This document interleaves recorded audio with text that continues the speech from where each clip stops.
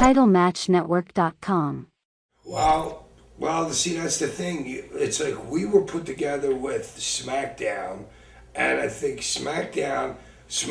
I mean, they had an unbelievable roster of guys, but for some reason, I always thought that they were like, since Raw was first, and then they came in, that they were second, and then we were like really the bastard childs of that. You know what I mean? You had your cool, your guys like your Rey Mysterio, your Chavo Guerrero's, guys that knew me. You know what I'm saying? I'm sure there's more that I can't remember, but for the most part, no, nobody there wants to see somebody new, because the next thing they know, their TV time's getting cut. Right. Well, I was talking about the angles that you shot for the pay-per-view. This is before... I don't remember. What angle did I shoot?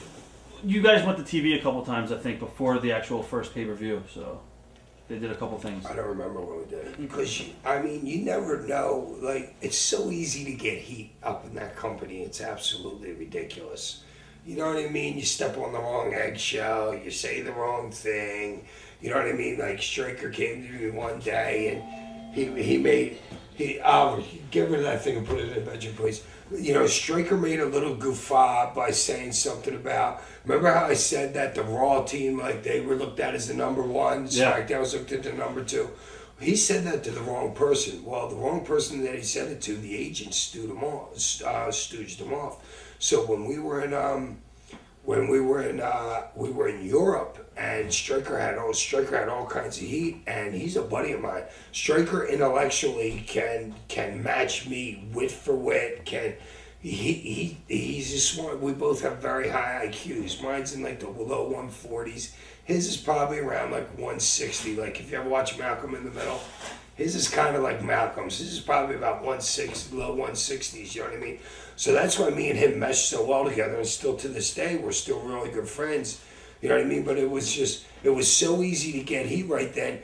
You were really, it's like the flavor of the moment right then. And I wasn't in the booking meetings. You remember, there's all your agents, there's all your Arn Andersons, your Barry Windhams, your Ricky Steamboats, your five different, your five Chris is in there, Doug is in there, your writers.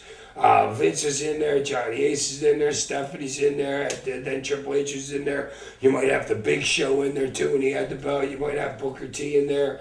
You know what I mean? It's like more like the flavor of the second. And I think really what happens a lot is sometimes when I was there, they would go to the 15th, what would you call it? They would have they would come up with the first segment? Yeah, well, not the first segment, the whole first show.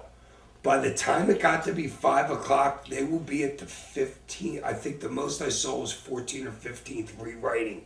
And this was all happening that day.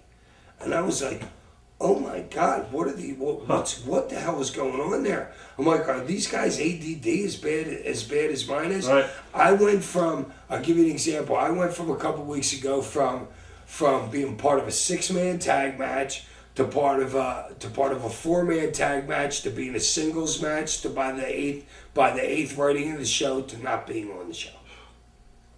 It's crazy. I don't know what's going on in there. I don't know what the hell they're doing. TitleMatchNetwork.com.